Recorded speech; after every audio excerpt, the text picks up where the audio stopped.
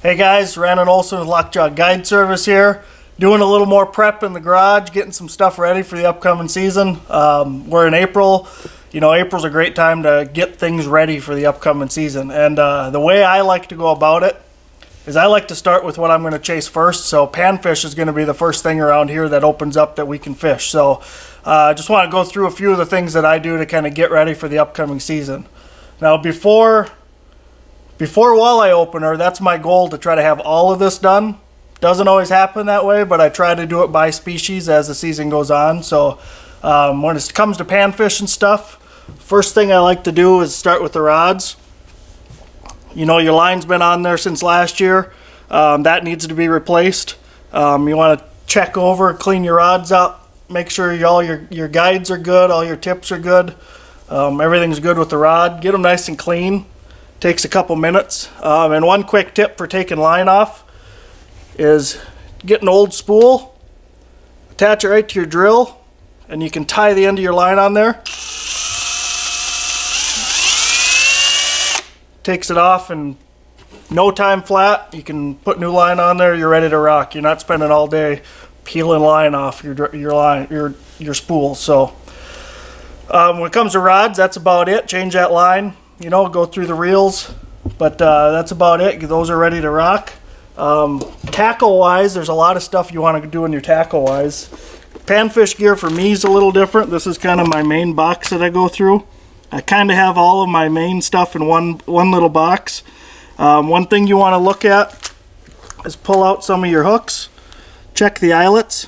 Make sure you don't have old line tied on there. There's nothing worse than when you're on a pile of crappies and you go to try to tie a new tube on, there's line stuck on it like that.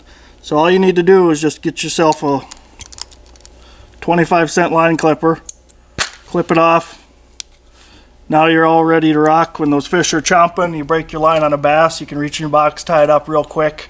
You're back in the water and back in action. So check your boxes for some rusted hooks. Make sure you got your plastics that you're going to want, bobbers you're going to need, things like that. Just kind of go through it all and make sure you're ready to go. So when that time, this is the perfect time of year to go through it, because you're not going to have the time once you're already on the lake. So my progression is panfish, walleyes, bass, and muskie. That's kind of where I go when I get all my stuff ready. So the next one will be walleyes. Kind of the same thing with my rods. Little different on the braid. We'll do a different video on what I do with the braid, but I get my rods ready. I get them all cleaned up. With the braid, I'll tie on new leaders, and my leader material, I like fluorocarbon. Brand's not specific, but this is 10-pound test, 8-pound test fluorocarbon. 8 to 10 works really good. I just tie a double uni knot on there. Nice thing with fluorocarbon, it doesn't have a lot of memory in it, so if you tie it up a month in advance, you're not going to have coiling, you're not going to have any of that stuff, so you can kind of get things ready now. So, and again with the walleye tackle, this is a common thing, especially jigs for walleye fishing. You go through this box and there's 50 jigs with old line on it. So just go through, clip it off, kind of keep going through your box, make sure everything's good. And one thing I do with my walleye gear is I'll take these hooks. You can see this one's got a little paint on the tip of the hook. It's a new hook. Just get yourself a nice little file. Just go around that hook point just a little bit. That'll get that paint off there, get them nice and razor sharp.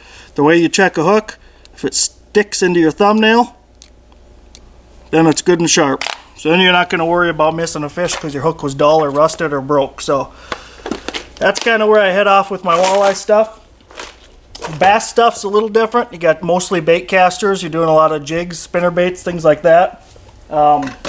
Check your baits again, you know, check them all over, make sure they're all in good shape, especially with any kind of a wire bait like this. Make sure it's not kinked too bad.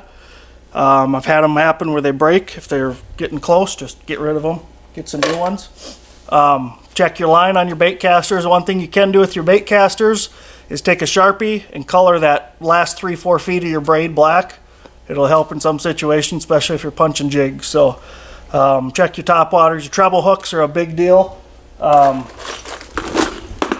This isn't necessarily bass box, but it is. Check your treble hooks out, make sure they're not all rusted up. If they are rusted, it's a couple bucks for a new pack of treble hooks. Replace it out, make sure they're good to go. You don't want to lose a big fish because you had a rusted out hook, because you were kind of lazy in the time we had to not get things ready. So my final progression of the year is to get into my musky stuff. Musky stuff for me, I go through my reels, same with the bass stuff and the walleye stuff, but I go through my reels, make sure they're good to go. Check out my rods. Muskies rods get pretty abusive.